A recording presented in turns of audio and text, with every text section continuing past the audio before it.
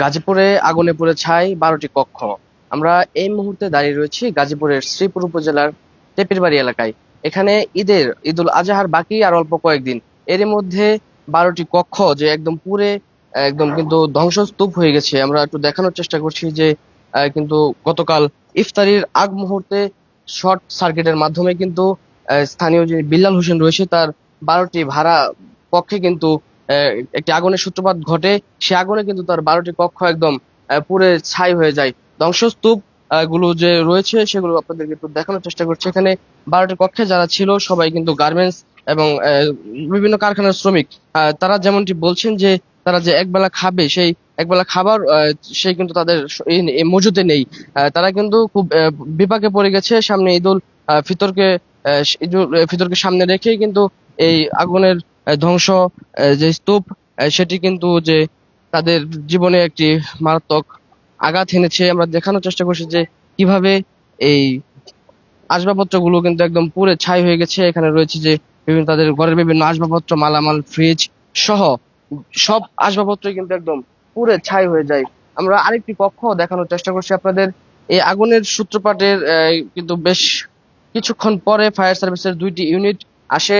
স্থানীয়রা যেমনটি বলছেন ফায়ার সার্ভিস কিন্তু বিলম্ব করে আসার কারণে কিন্তু আগুনটি আরো অধিক পরিমাণে ক্ষতি করেছে বলে স্থানীয়রা বলছেন। এখানে যে ভাড়াটিয়ারা রয়েছে তারা তাদের দেখছেন যে ঘরের চাল পর্যন্ত কিন্তু এখানে পুরো ছাই হয়ে গেছে। তারা যেমনটি বলছেন যে এখানে নগদ অর্থ ছিল তাদের, একদম সবকিছু কিন্তু তাদের বিলীন হয়ে গেছে। আমরা আপনাদেরকে দেখানোর চেষ্টা করছি সরাসরি যে এখানে ভাড়াটিয়ারা রয়েছে তারা একদম সবাই বাহিরে অবস্থান নিচ্ছে। গতকাল রাত থেকে কিন্তু সকলে বাহিরেই, ঘরে থাকার মতো কিন্তু কোনো পরিস্থিতি নেই। এখানে আমি যদি একটু বাড়িওয়ালার সাথে একটু কথা বলি যে কিভাবে ঘটনা এবং পরিমাণ পরিস্থিতি ছিল। এখনো এটা সূত্রপাত পাই নাই যে কিভাবে আগুন লাগছে, যেহেতু ঘরটা বন্ধ ছিল। যখন আমরা যখন উপরে তো ধোয়া ধোয়া বের হয়, তখন আমরা ঘরের ভিতরে যাওয়ার চেষ্টা করি, কিন্তু আগুনের সূত্রপাত এতটাই ইয়া হয় যে আমরা ঘরে ঢুকতে পারি নাই। যখন আমরা ফায়ার সার্ভিসে কল দিই, তখন তারা বোধহয় আসতেছে আসতেছে বলতেছে এরকম 1 ঘন্টা গেছে গা। যখন আসে তখন আমার বাড়ি ঘর পুরো সব ছাই হয়ে গেছে। 12টা রুম একবারে শেষ। ভাড়াটিয়া যারা আছে সবাই গার্মেন্টস চাকরি করে, এবং তারা যে একবার এক মুঠ ভাত খাবে সেই ইয়াও নাই, চাল নাই, এবং কাপড় চোপড় যা আছে কেউ 2-4টা বার করতে পারছে, আবার অনেকে বার করতে পারে নাই। সব পুড়ে গেছে। সবাই অফিসে ছিল, তালা ভাঙা আমরা যতটুকু পারছি চেষ্টা করে আনার চেষ্টা করছি। আর এমনিতে সব পুরো সব ছাই গেছে। না, হতাহত এমন কেউ হয় নাই, সবাই নিরাপদে স্থানে ছিল। শুধু মালামাল গুলা হয়েছে। প্রায় প্রতি রুমে না হলেও 3.5 লাখ 4 লাখ টাকার জিনিসপত্র ছিল এক এক রুমে। যেহেতু ঈদের বাজার, সবাই ঈদের কেনাকাটা আস্তে আস্তে করছিল। অনেকের ঈদের কাপড়, নতুন জামা কাপড় ছিল, সব পড়ে গেছে। বাড়িওয়ালা যেমনটি বলছিলেন এখানে 12টি কক্ষে কিন্তু আনুমানিক প্রায় অর্ধ কোটি টাকার ক্ষয়ক্ষতি হয়েছে বলে তারা ধারণা করছেন। আমরা একজন ভাড়াটিয়ার সাথে একটু কথা বলবো আর কি। আগুনের সূত্রপাত শুরু থেকে যেন তোমার আমাদের আমরা আমি অফিসে ছিলাম। অফিসে 7:30 বাজে ফোন দিছি, কি সমস্যা হয় নাই। 5টা বাজে তখন আমার ছুটি হবে, 9টা বাজে আর কি। আমি প্রায় 5:30 বাজে আসবো অফিসের থেকে, ইফতারি করতে আসবো। তারপরে ও গেছে অফিসের সামনে, আগুন লাগছে। আমি তো শুনে অবাক, আমি কই আগুন লাগছে কেমন। পরে আসে দেখি মানে বেশি অর্ধেক পুরা হয়ে গেছে আর কি। তখন আর আমি কিছু করতে পারি না। পাড়ার যে ফোন দিছে তারা আসতে প্রায় 1 ঘন্টা লেট করছে, তখন লোকের সব পুরা ছাই হয়ে গেছে। রুমে প্রায় 3-4 লাখ টাকার জিনিসপত্র ছিল। টাকা ছিল, টাকাও নাই, সোনার জিনিসকারিও ছিল, কিছুই নেই। সব পুরা জি। ভাড়াটিয়ারা যেমন বলছিলেন তাদের সর্বোচ্চ মালামাল কিন্তু হারিয়ে গেছে। আমরা আরেকজনের সাথে একটু কথা বলবো। আগুনের সূত্রপাত আমি আমার কইতাছে দাদু মা বাড়িতে আমি ঘরে দায়াতি এই সাইডে আমার ঘরের মুখ আগুন, আমার জিনিস আমি একটা বার করছি না। আমার খালি বিন্দনে রেখে করছি, আমার সব ফিরেছে আছে, আমার পাতি আছি কইতে আমি পাই না। পেঁয়াজ আমার মা মার্কেট করবার পেঁয়াজ হাতে গেছে, এটা উঠছে।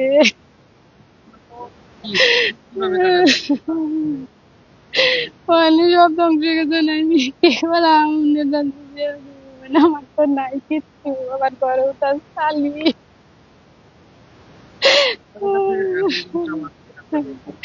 সরকারের কাছে জিনিস যাওয়া দেখে আমাদের যে ক্ষতিপূরণ গেছে আমার বিচার বিচার করে আমার তো অনেক পেয়ার জিনিস আছে না, আমি চাকরিরা সব ঘুরাইছি তাই আমরা বললে আমার ঘরে টিপটিপ আছে জিনিস আমি ভুগতাছি না, এই ঘরে মুয়েতে আমার ঘরে বউ গেছে কাপড় লতা কয় টাকা দিতিয়া জিনিস সবাই দেখছে আমার ঘরে কি পরিমাণে জিনিস, কিচ্ছুই পারছি না আমি।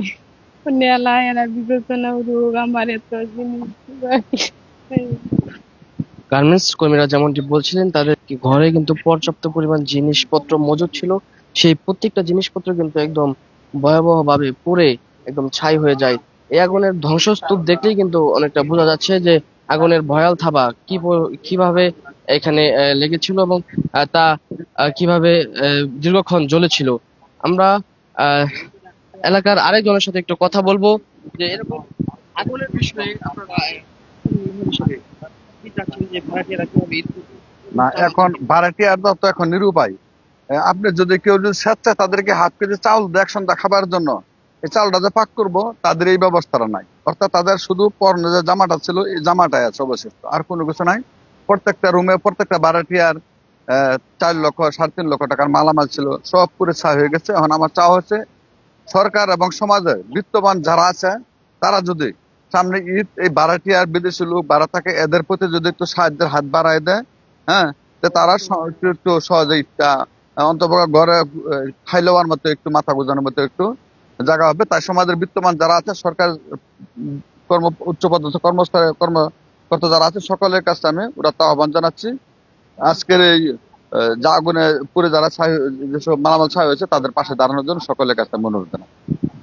বাড়িওয়ালা এবং এলাকার স্থানীয়রা এবং ভাড়াটিয়ারা যেমনটি বলছিলেন সামনে ঈদকে রেখে কিন্তু এরকম একটি দুর্ঘটনা ঘটার কারণে সকলের মন মানসিকতা কিন্তু একদম ভেঙে গেছে। তাদের যেমনটি দাবি যে তারা যেন সমাজে যারা বিত্তমান রয়েছে এবং সরকারি যারা কর্মকর্তা রয়েছে তারা যদি একটু সাহায্য বা সহযোগিতার হাত বাড়িয়ে দেয় তাহলে হয়তো তাদের ঈদটা ভালোভাবে কাটতে পারে।